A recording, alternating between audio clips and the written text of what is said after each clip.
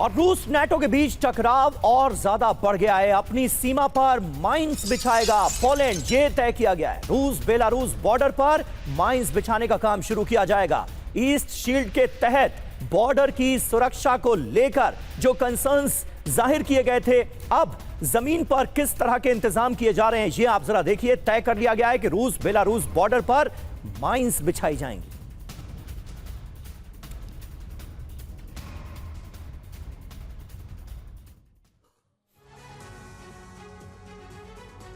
तो पोलैंड का operation east shield, जी हां, बड़ी खबर क्या है सबसे पहले वो देखिए। वॉर्सो को रूस से बड़े हमले की आशंका है और पोलैंड ने हमले से बचने की तैयारी भी शुरू कर दी है।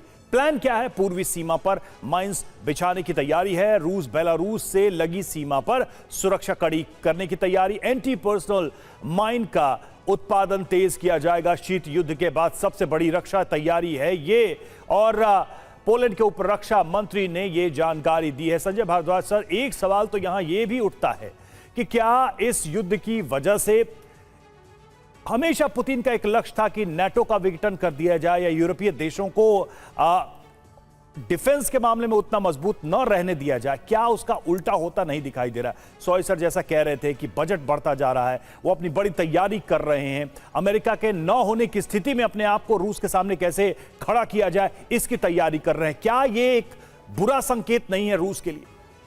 देखिए रवि, ट्रेंड क्या है? माइंस, मिसाइल्स, बम, न्यूक्लियर बम, ये सब इस तरफ ट्रेंड बढ़ता जा रहा है। मुझे लगता है कि यहाँ पर सोर्ड थ्योरी ज़्यादा काम कर रही है। रिकॉन्सिलिएशन, नेगोशिएशंस, डिप्लोमेसी पीछे हटती जा रही है शांति के लिए।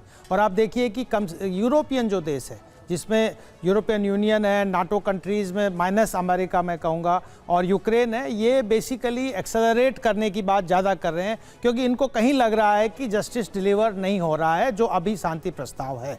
तो ये बात मान के चलिए कि जब सोर्ड थ्योरी काम करेगा तो डिफेंस बजट भी बढ़ेगा और रशिया भी ज़्यादा एग्रेसिव होगा। और इसमें जो सबसे बड़ा जो नुकसान होगा, देखिए बात मान के चलिए कि दुनिया 5 देश दुनिया में डोमिनेट करेगा।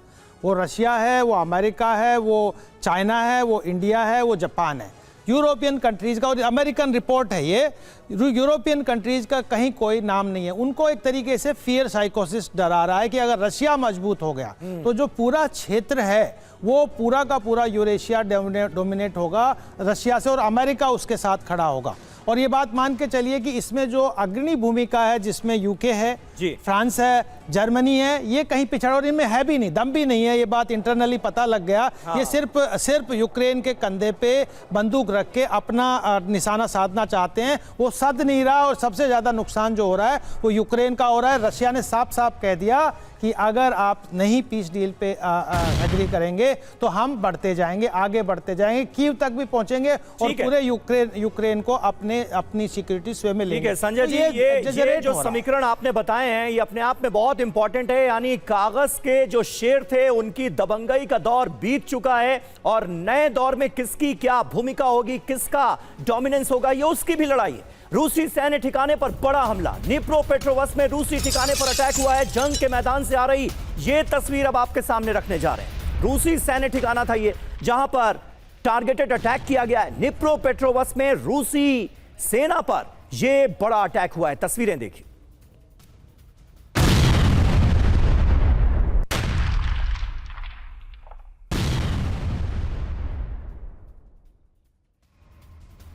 और इधर कोपियांस्क में तबाही की तस्वीरें सामने आई हैं। रूसी हमले में तबाह हुआ कोपियांस्क, ज्यादातर इमारतें खंडहर में तब्दील हो गई।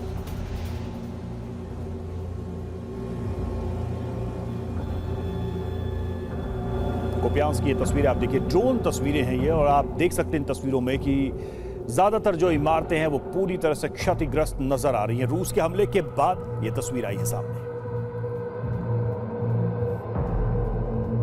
और अब हम एक बहुत इंपॉर्टेंट इलाके की इंपॉर्टेंट खबर का रुख कर रहे हैं, ज़ेपोरिजिया, जहां पर भीषण जंग जारी है। रूस पूरे ज़ेपोरिजिया पर कब्जे की तैयारी में है। रूस यूक्रेन के बीच यहां भीषण जंग चल रही है। दोनों तरफ से आर्टिलरी से किए जा रहे हैं बड़े हमले।